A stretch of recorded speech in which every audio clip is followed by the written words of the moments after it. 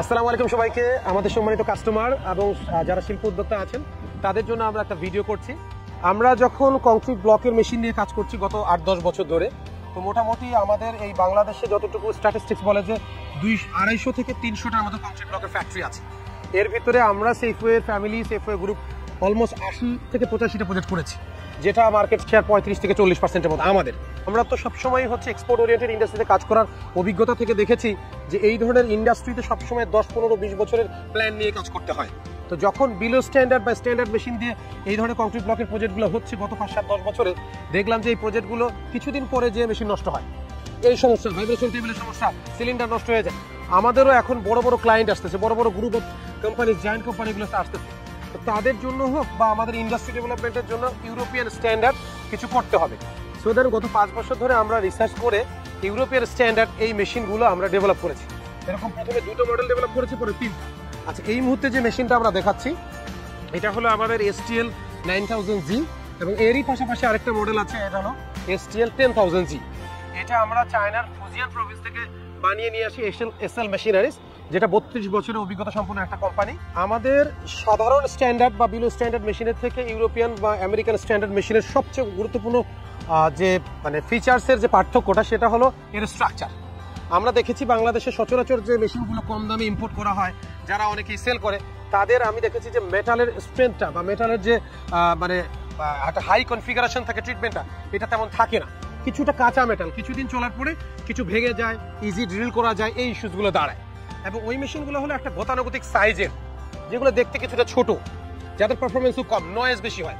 ওই তুলনায় এই ধরনের ইউরোপিয়ান স্ট্যান্ডার্ড মেশিনগুলো অনেক স্ট্রাকচারটা অনেক হ্যাভি। আরেকটা গুরুত্বপূর্ণ পার্ট হলো এই ইউরোপিয়ান মেশিন, বেসিক্যালি এটা একটা সার্ভো টেকনোলজি, যেগুলো ইউরোপে সেল করা হয়। তো সার্ভো টেকনোলজি আমাদের দেশে এটা নতুন একটা আপডেট মডেল বা নতুন ফিচার্স, যেগুলো এখনো অনেকে আনেনি।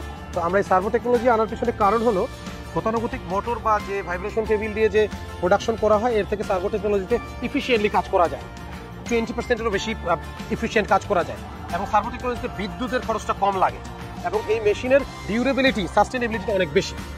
একই সাথে দেখবেন যে এখানে আমাদের এটা তো একটা স্যাম্পল মেশিন দেখিয়েছি, ইন ডিটেলে যাই।